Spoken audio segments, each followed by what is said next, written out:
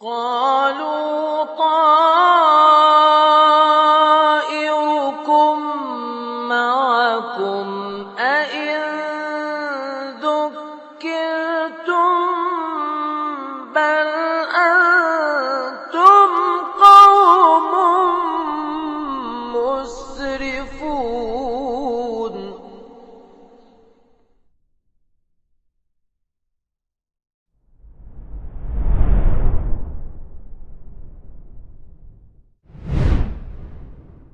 Bismillahirrahmanirrahim.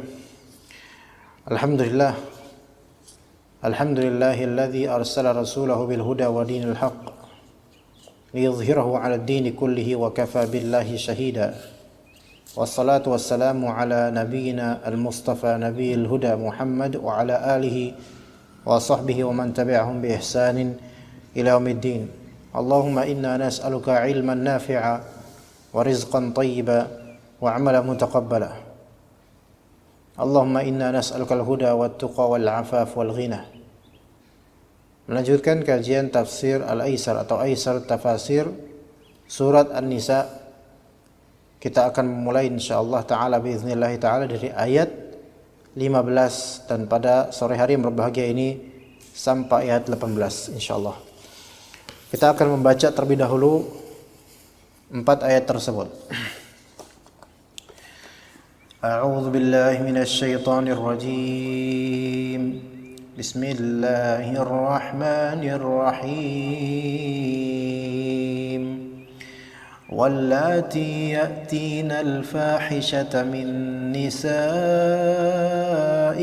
فاستشهدوا عليهن 4 منكم فإن شهدوا فأمسكوهن في البيوت حتى يتوفاهن الموت أو يجعل الله لهن سبيلا واللذان يأتيانها منكم فآذوهما فإن تابا وأصلحا فأعرضوا عنهما إن الله كان توابا رحيما إنما التوبة على الله للذين يعملون السوء بجهالة ثم يتوبون من قريب فأولئك يتوب الله عليهم وكان الله عليما حكيما وليست التوبة للذين يعملون السيئات حتى إذا حضر أحدهم الموت قال إني تبت الآن حتى إذا حضر أحدهم الموت قال إني تبت الآن ولا الذين يموتون وهم كفار أولئك أعتدنا لهم عذابا أليما. Qala Allahu azza wa jalla wallati ya'tina al-fahishata min nisaikum fastashhidu 'alaihinna 4 minkum. Dan di sini terjemahannya dan orang-orang dan perempuan-perempuan allati, ini berarti untuk allati jama' allati. Dia adalah isim mausul untuk muannats. Wallati yaitu perempuan-perempuan yang. Jadi jama' untuk muannats, untuk perempuan.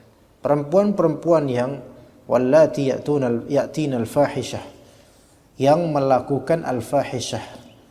Ya, al-fahishah di sini maksudnya adalah az-zina. Ya, ya. Anisa. Ana salah nulis dah. Afwan, salah nulis berarti. Afwan. Ya.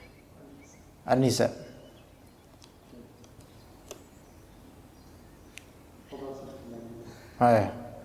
Anda tadi baca, Anda nggak tahu kok Anda salah nulis tadi. Ya khalas, bisa diralat lah. Coba sampai mana barusan? Al-fahishah. Al-fahishah di sini al-zina. Zina. yaitu perempuan yang melakukan zina, dan disebutlah az-zina itu sebagai fahisyah. Ya, karena zina itu telah melampaui batas dalam urusan kerusakan. Ya, karena dia merusak akhlak, merusak kehormatan, merusak nasab, merusak keagamaan, merusak masyarakat juga. Ya. Maka disebut fahisyah, kotor, fasid, rusak. Yaitu perempuan yang melakukan kerusakan, itu zina. Min nisaikum, dari perempuan-perempuan kalian, yaitu para muhsanat. Para muhsanat. Siapa muhsanat ini? Jamak dari muhsanah, yaitu perempuan yang allati zuwijat zawajan syar'iyan, yaitu perempuan-perempuan yang telah menikah dengan pernikahan yang syar'i, pernikahan normal. Jadi itu namanya muhsanat, muhsan atau muhsanat. Pria muhsan itu berarti pria yang telah menikah secara syar'i. Perempuan muhsanah itu berarti perempuan yang telah menikah secara syar'i.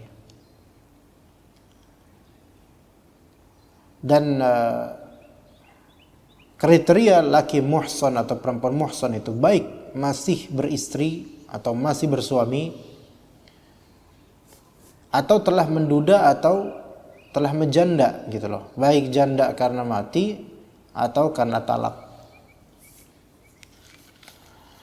Maka wallati ya'tinal fahisyata min nisaikum, yaitu perempuan-perempuan kalian di masyarakat yang telah pernah menikah normal sah dan kemudian dia melakukan zina.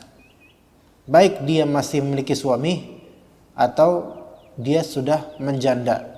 Entah menjandanya karena mati suaminya atau menjandanya karena ditalak suaminya.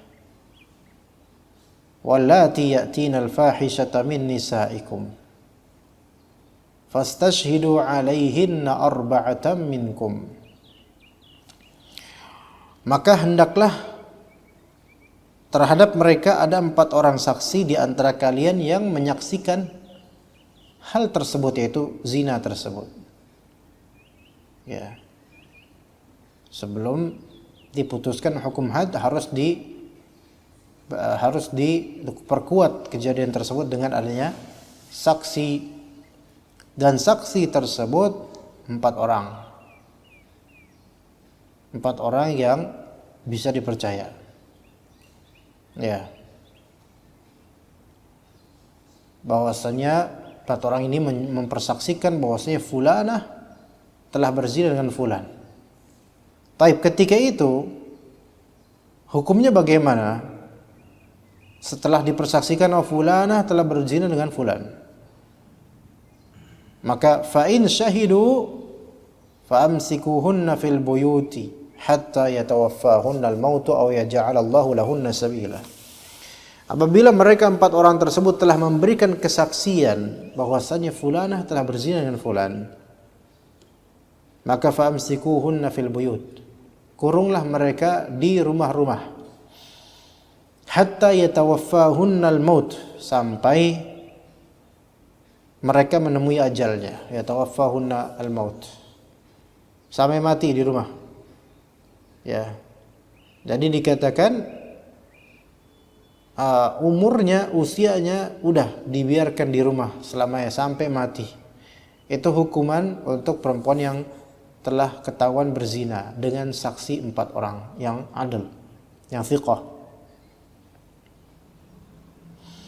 Nah, tapi ada kemudian aw yaj'alallahu lahunna sabila, atau Allah Subhanahu wa taala memberikan kepada mereka, atau Allah taala memberi jalan yang lain kepada mereka berupa hukum baru, ya. Jadi ini hukum pertama dulu sebelum terjadinya hukum rajam. Ya, sebelum terjadinya hukum rajam. Sebelum Allah Subhanahu wa taala menurunkan hukum rajam yang merupakan jalan berikutnya, menghapus hukum sebelumnya. Ya. Nah, ini berarti berkaitan dengan apa? Berkaitan dengan perzinahan perempuan. Kembali yang tadi, ikhwan. Soal fahisyah, kekejian, keburukan, dan zina itu adalah kekejian, keburukan baik secara syar'i, baik secara urufnya kaum muslimin. Zina itu buruk. Tapi di urufnya orang-orang kafir, zina itu bukan keburukan kalau atas dasar suka sama suka. Maka hukum yang terjadi di banyak negeri, kalau zina betul yaitu zina dalam artian dia memasukkan kemaluannya ke kemaluan lawan jenisnya, kalau atas dasar dua-duanya suka sama suka dan masyarakat nggak mempermasalahkan, maka nggak ada hukum buat itu. Auzubillah min dzalik. Ya.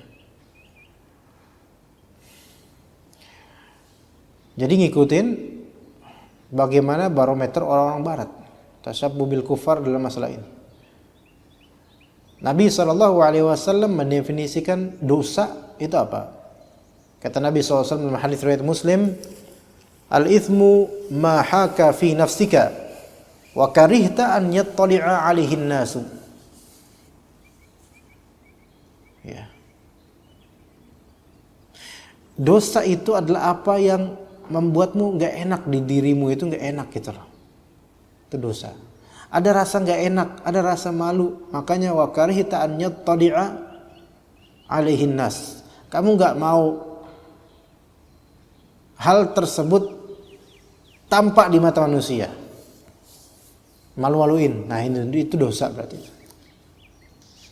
Tapi ada orang yang dia berdosa, namun dia terang-terangan, nggak malu, nggak apa-apalah ketahuan sama orang, nggak malu. Itu berarti karena dia sudah keras hatinya, atau dia nggak ngerti kalau itu dosa, jahil. Ya. Ke perempuan yang berzina dan perempuan ini muhsan, ya, maka lakukan hal tersebut. Fa'amsikuhunna fil buyut.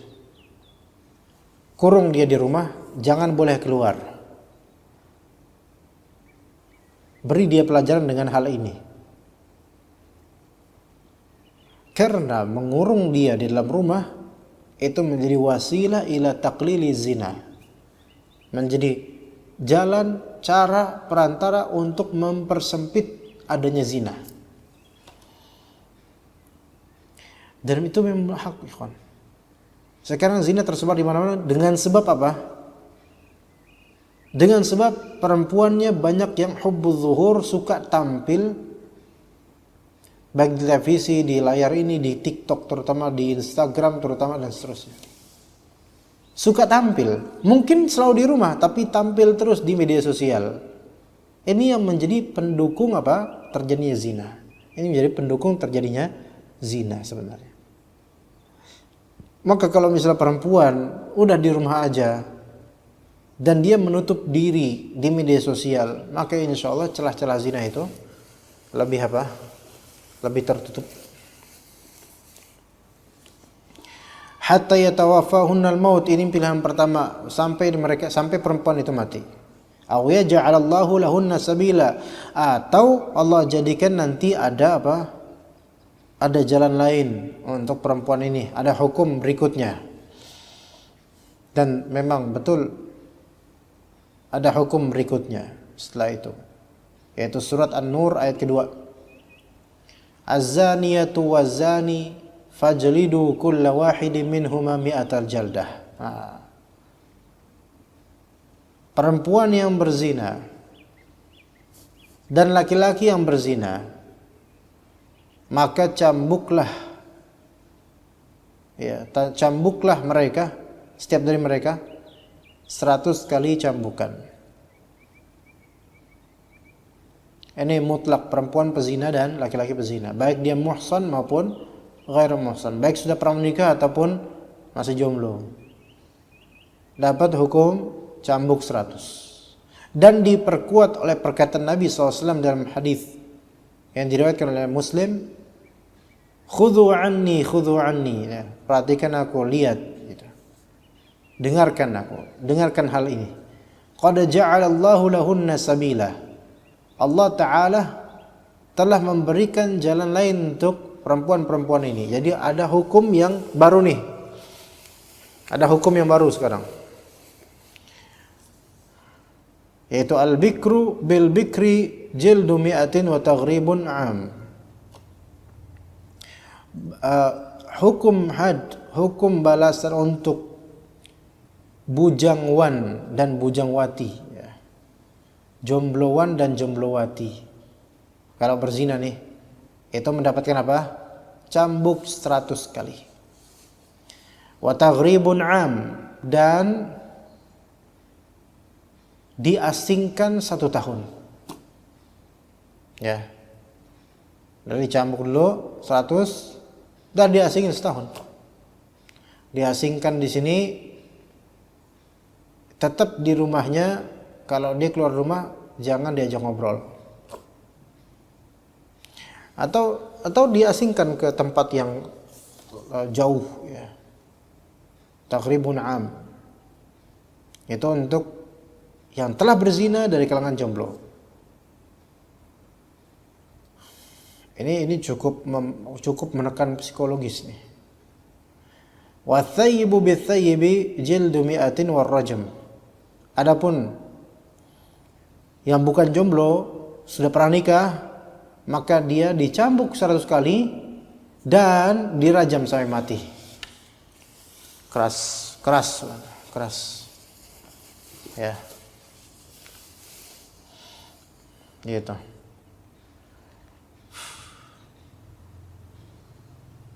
Oke, kalau udah menikah, berzina, maka dicambuk 100 kali enggak cukup. Dirajam sampai mati, dilempar dengan batu sampai mati dia. Kira-kira kalau ini dijadikan hukum di Indonesia, berani enggak orang zina? Enggak berani. Tapi kalau ini dijadikan hukum, pada protes enggak masyarakat? Pasti protes. Berarti masyarakat belum siap dengan syariat Islam secara utuh. Berarti masyarakat ini masih harus apa? Mental dan juga mindsetnya yang dibenahi. Kalau misalnya orang Indonesia, berarti enggak kalau misalnya kita dirikan misalnya partai syariat, menegakkan hukum syariat, bukan berarti kita enggak dukung, bukan. Tapi kalau menegakkan hal tersebut untuk seantero Indonesia dan menjanjikan kita akan menegakkan syariat Islam, anti riba, alhamdulillah, anti zina, alhamdulillah, akan ada nih peraturan negeri dari perdanya sampai peraturan satu negeri ini, bahwasanya yang berzina dari kalangan jomblo dicambuk 100, diasingkan setahun. Yang berzina dari kalangan orang sudah menikah, maka akan dicambuk 100 dan juga dirajam sampai mati. Oh, gejolak langsung masyarakat. Wah, enggak. Walaupun masyarakat orang-orang ini enggak berzina, mungkin enggak berzina, tapi mereka enggak siap. Berarti harus diubah dulu mindsetnya. Makanya yang benar adalah sekarang mendakwahi masyarakat, bukan menggulungkan pemerintahan atau membuat hal yang baru untuk menjadi pemimpin, ya. Haus kekuasaan. Yang ada malah terwarnai nanti, dan itu yang terjadi. Makanya itu seperti itu. Jadi ayat ini telah dinasakh hukumnya dengan Al-Quran surat An-Nur ayat kedua dan juga hadis riwayat Muslim tadi. Ya, aw yaj'alallahu lahunna sabila. Kemudian ikhwas sekalian, ayat berikutnya kata Rabb kita Azza wa Jalla, walladzani ya'tiyaniha minkum fa'adhuhuma fa in taba wa aslaha fa'aridu anhuma innallaha kana tawwabar rahima. Adapun terhadap dua orang yang melakukan perbuatan keji di antara kalian, maka berilah hukuman kepada keduanya. Jika keduanya taubat dan memperbaiki diri, maka biarkanlah mereka. Sungguh Allah Maha Penerima Taubat, Maha Penyayang. Terjemahan ini ambigu, nggak bikin orang faham tentang maksud ayat ini, ikhwan. Dua orang yang melakukan perbuatan keji di antara kalian.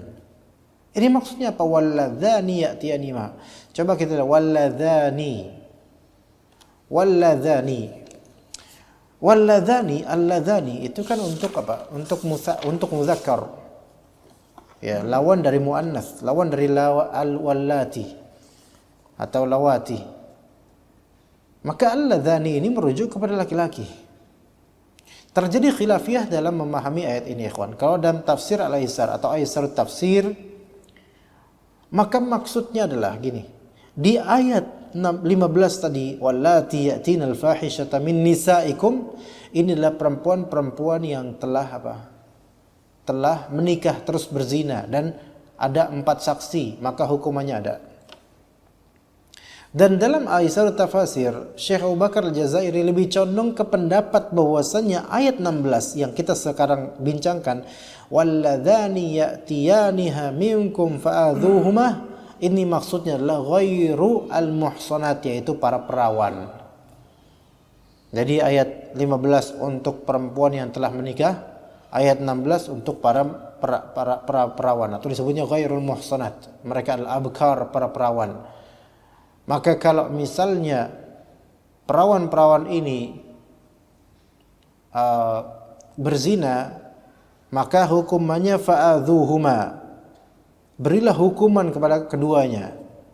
Dan hukuman tersebut kalau untuk perawan, misalnya ini tafsirkan sebagai perawan atau orang yang laki atau perempuan yang belum pernah menikah, jomblo atau perawan, bujang atau perawan, maka hukumannya seperti bidharbil khafif, pukulan yang ringan, ya, dan celaan, itab, ma'al habsi lin nisa, yang perempuan dikurung, ini hukumannya, yang perawan, ya. Amma rijal fala yuhbasun, adapun yang laki-laki tidak dikurung. Wa inna ma yaktafi bi adzahum ila an yatubu wa yuslihu, melainkan cukuplah celak mereka yang bujang ini karena berzina sampai mereka bertaubat dan memperbaiki diri, ya. Baru setelah dia taubat dan memperbaiki diri, dia tidak dicelak lagi. Ini hukum awalnya nih, sebelum ada hukum cambuk rajam. Ini untuk menurut Syekh Abu Bakar Al-Jazairi, menurut sebagian ulama, ya. Tapi kalau menurut Syekh Utsaimin rahimahullah, dan ini kita komparasikan dua kitab nih. Menurut Syekh Utsaimin rahimahullah dalam tafsir surat An-Nisa, bahwasanya maksud dari walladzani ya'tiyaniha minkum, maksudnya ini adalah liwat, yaitu hukum untuk orang-orang yang melakukan homoseksual. Beliau lebih condong ke pendapatnya itu dengan meninjau lafal walladzani ini untuk laki-laki, walladzani dua-duanya laki-laki. Kalau Syekh Abu Bakar Al-Jazairi, walladzani ini maksudnya adalah laki-laki dan perempuan yang masih bujang, ya, dan dua pendapat ulama yang mu'tabar, ya. Tadi kan kita udah, kalau misalnya menurut Syekh Abu Bakar Al-Jazairi, jomblo perempuan dan jomblo laki-laki, jomblowan, jomblowati, itu kalau misalnya dulu hukum pertamanya, kalau mereka berzina, maka jomblo yang laki-laki dia dipukul, dicela, tapi jangan dikurung. Yang perempuan aja, yang jomblowati aja dikurung, ya. Kenapa yang laki-laki nggak dikurung? Karena laki-laki membutuhkan ma'isyah, butuh cari kerja, maka jangan dikurung. Yang perempuan aja. Itu dalam teks Aisar Tafsir. Kalau kita komparasikan dengan bagaimana Syekh Utsaimin rahimahullah, beliau lebih condong ke walladzani, di sini maknanya adalah yaitu al-la'idhan, dua laki-laki yang berbuat atau berlaku homoseksual. Na'udzubillah min dzalik. Maka yang berbuat homoseksual ketika itu, kalau misalnya ini pendapat beliau nih, berarti kan sebelum adanya hadis yang menentukan hukum untuk laki-laki homoseks, itu ya hukumannya adalah fa'adhuhuma. berilah hukuman kedua, celaklah keduanya, pukulkan tuh si homo itu. Fa in taba wa aslaha fa'ridu anhuma. Kalau si homo tersebut, laki-laki homo tersebut, taubat dan memperbaiki diri, maka biarkanlah mereka. Ya, ini hukum awal ini. Innallaha kana tawwabar rahim. Sesungguhnya Allah Maha penerima taubat, Maha penyayang. Namun kemudian dalam hadis Nabi SAW, kalau misalnya ayat ini ditafsirkan ayat yang berkaitan dengan homoseksual, maka ada hadis berikutnya.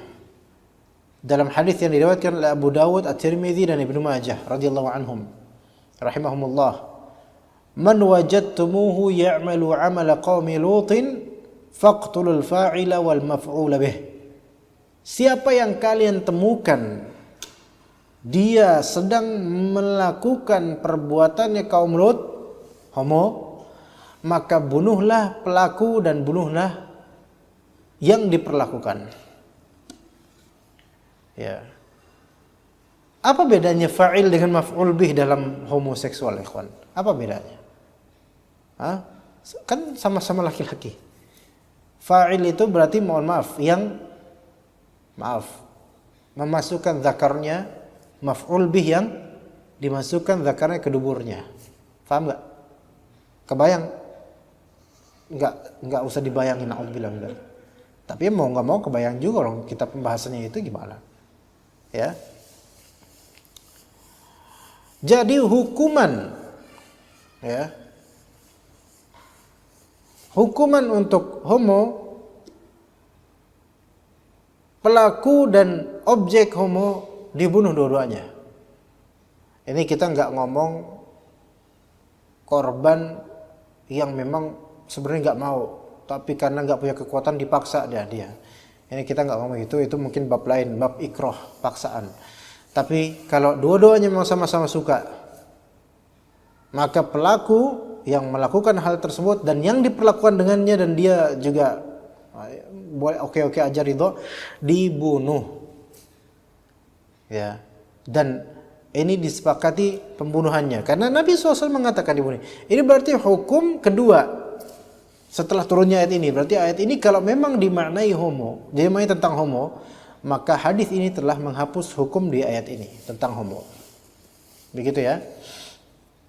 Nah, sekarang setelah semuanya sepakat bahwasanya hukuman untuk pelaku homoseksual dan objeknya itu dibunuh, mereka para ulama rahimahumullah, mereka berselisih pendapat tentang bagaimana tata cara membunuhnya.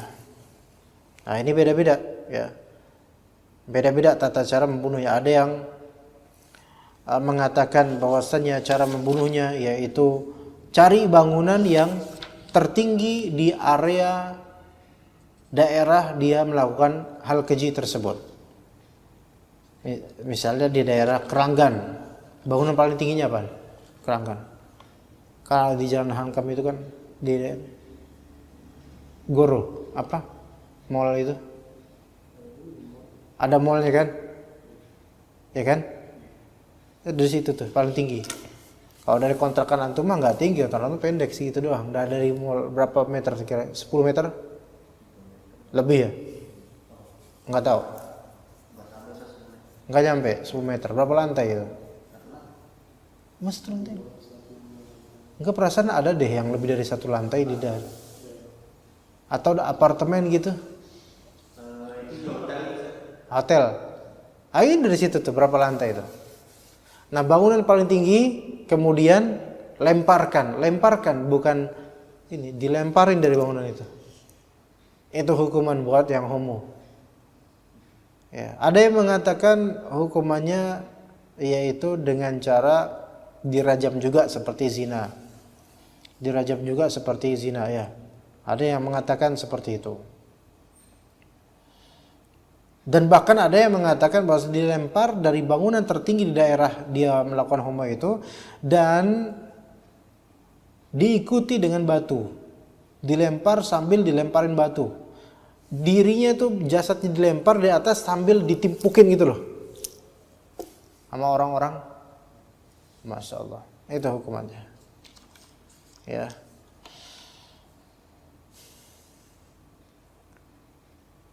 Itu hukum setelah ayat ini. Jadi ayat ini kalau memang berkaitan dengan homoseksual, maka yang dipakai sekarang hukumnya adalah yang disebutkan oleh Rasulullah SAW.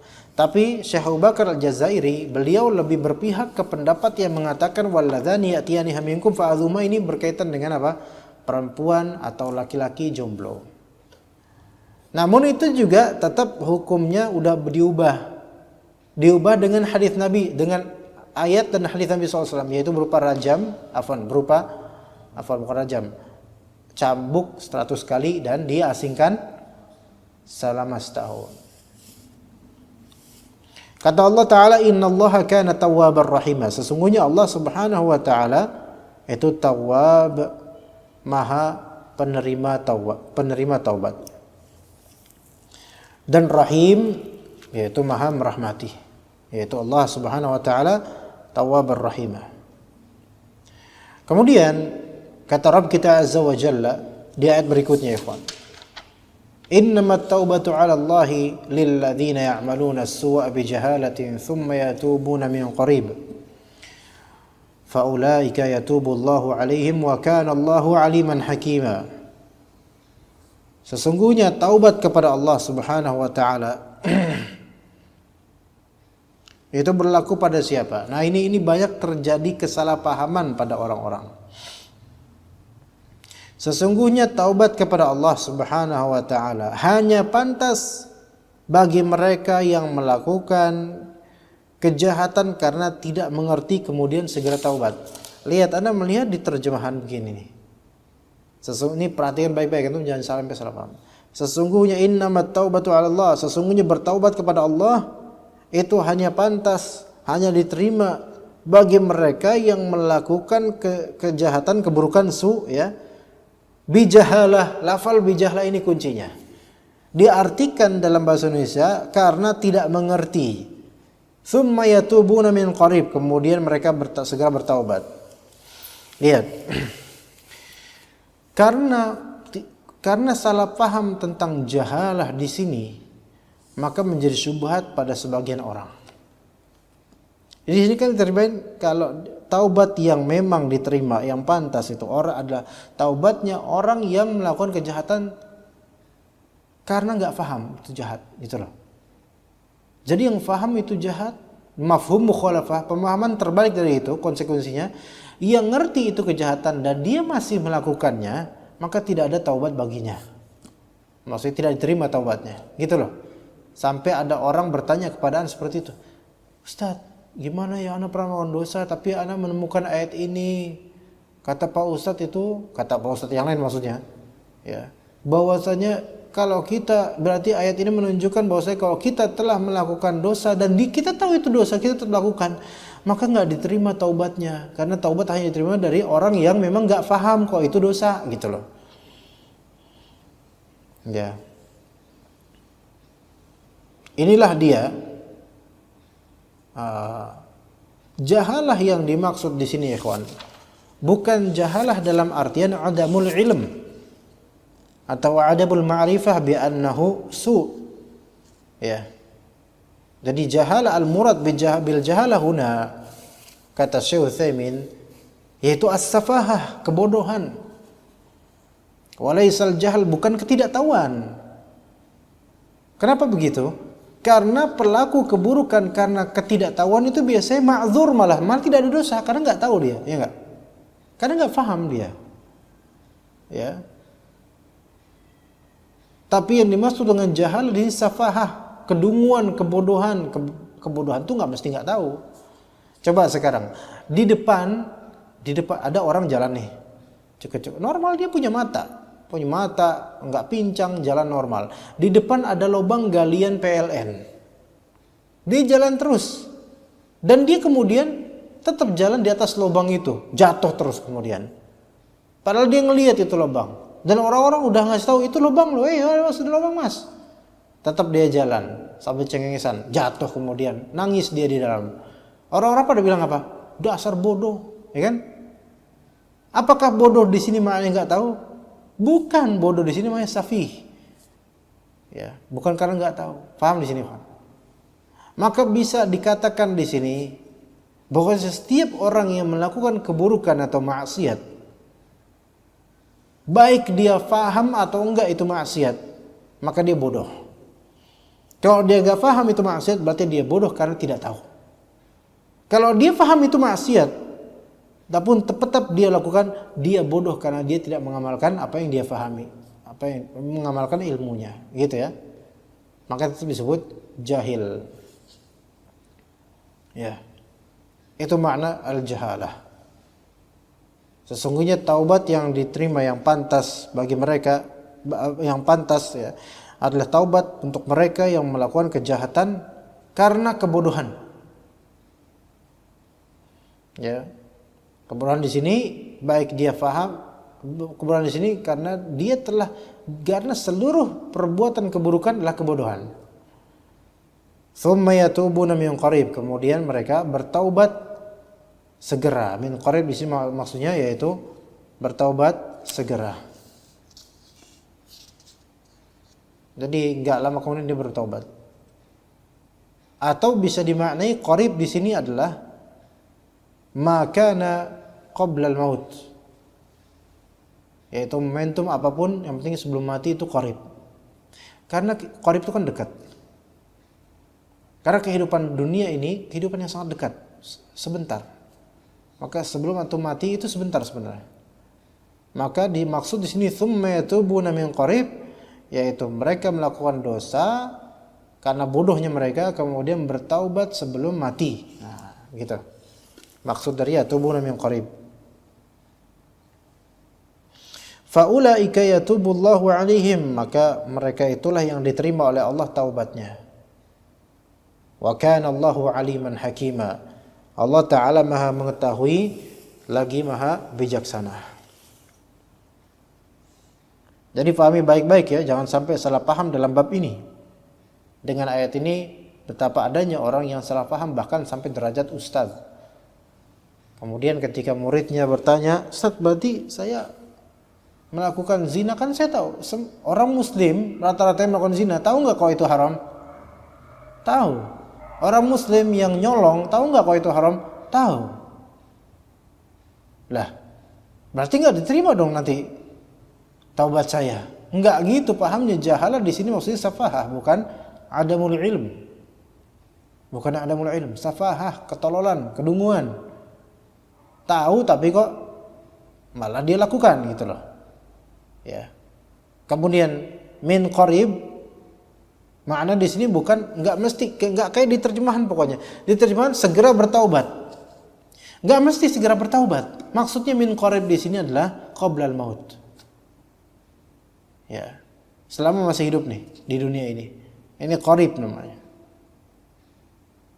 Artinya kalau misal kita pahami bahwasanya yang diterima taubatnya oleh Allah Ta'ala adalah orang yang melakukan keburukan dengan bodohnya dia, kemudian dia segera bertaubat, baru itu diterima. Berarti orang yang menunda taubat nggak diterima dong taubatnya.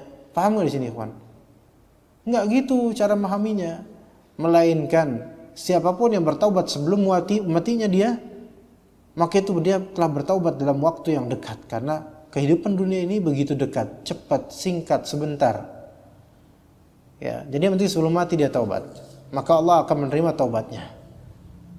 Bagaimana kalau taubatnya di akhirat? Di dunia nggak bertaubat, taubatnya di akhirat. Ketahuilah bahwasanya semua orang dari jin manusia semua bertaubat di akhirat. Semuanya, yang kafir, yang fajir, yang fasik, semuanya bertaubat di akhirat. Tapi taubat orang-orang kafir tidak bermanfaat. Adapun taubatnya orang beriman itu dikembalikan kepada Allah. Kalau Allah berkenan mengadab, Allah adab. Kalau Allah berkenan untuk mengampuni, Allah ampuni. Kemudian kata Allah Subhanahu wa taala, dan ini ayat terakhir untuk tafsir Al-Aisar pada sore hari ini. "Walaisatit taubatu lilladzina ya'maluna as-sayyi'ati hatta idza hadara ahadahumul maut qala inni tubtu al-an walalladzina yamutuna wa hum kuffar ulaika a'tadna lahum 'adzaban alima." Dan bukanlah taubat yang pantas yang diterima itu taubatnya orang yang seperti ini nih, yaitu orang yang apa? Mereka yang melakukan kejahatan hatta idza hadara ahadahumul maut, sampai kemudian hadir kematian pada diri mereka. Udah diambang kematian. Ya, hatta idza hadara ahadahumul maut. Qala inni tubtul an, pas itulah dia baru apa? Saya bertaubat sekarang. Ini tubtul an, saya bertaubat sekarang. Maka yang seperti ini tidak ada taubat untuknya. Kenapa? Karena taubatnya dia taubat kejepit. Taubat darurah namanya. Taubat ketika sudah melihat kematian di depannya. Ini para ulama berselisih pendapat tentang masalah ini. Ini ulama-ulama madhab, dari madhab Hanbali, Syafi'i dan seterusnya. Apakah diterima taubatnya orang yang sedang mengalami sakaratul maut? Nah itu. Sebagaimana ayat ini nih. Idza hadara ahaduhumul maut qala inni tubtul an. Ketika udah hadir kematian padanya, baru dia bilang saya bertaubat. Para ulama berbeda pendapat. Ada yang mengatakan dari para ulama bahwasanya taubatnya seseorang masih diterima malam yugharghir, selama nyawanya belum sampai tenggorokan. Makanya ada namanya gharghara yugharghiru, ghargharatan. Itu adalah ketika peristiwa seorang calon mayit ini nyawanya sudah di sini nih. Gitu. Terima ghargharah, ya Allah. Terima ghargharah. Kalau udah sampai situ, seseorang berniatan taubat enggak diterima. Sebagian ulama berpendapat seperti itu. Kalau tidak salah mazhab Hanbali itu. Ada pula sebagian ulama yang mengatakan bahwasanya makna ayat ini adalah ketika hadir kematian, yaitu malaikat maut hadir, siap mencabut nyawanya dan dia melihatnya, maka khalas, sudah tidak ada lagi kesempatan untuk taubat. Walaupun dia taubat enggak diterima. Ya, pokoknya kalau dia udah melihat kematian di depan matanya, sudah, wah ini mati saya ini. Terus taubat, enggak. Melihat kematian di sini benar-benar melihat adanya hal-hal yang gaib yang bakal dia saksikan sebelum kematian itu, sebelum mati full. Ya, dari hal-hal gaib yang kita sekarang nggak bisa melihatnya. Maka kalau udah sampai segitunya nggak diterima lagi taubatnya. Menurut sebagian ulama, di antara buktinya adalah Firaun. Ya, Firaun kemudian tenggelam di lautan dan di situ dia sempat berucap, Firaun, entah dengan kalbunya atau dengan lisannya, di lautan itu ketika terombang-ambing, saya beriman kepada Robnya Musa, Robnya Bani Israel. Maka kemudian Allah tidak menerima taubat dia. Ya, begitu. Maka ini khilaf di antara ulama. Ya, ana juga enggak bisa memastikan, cuman wallahu alam. Ala kulli hal, yang penting sebelum matilah gitu taubat. Ya. Ini satu pihak. Hatta idza hadara ahaduhumul mautu qala inni tubtul an, sampai ketika datang kepadanya kematian, terlihat malaikat maut, dia bilang saya taubat sekarang. Enggak. Kemudian golongan kedua, kata Allah Taala, walal ladzina yamutuna wa hum kuffar. Tidak pula taubat diterima untuk orang-orang yang mati dalam keadaan kafir. Fa na'udzubillah min dzalik. Ya, jelek sekali ini, mati dalam keadaan kafir. Na'udzubillah min dzalik. Ya.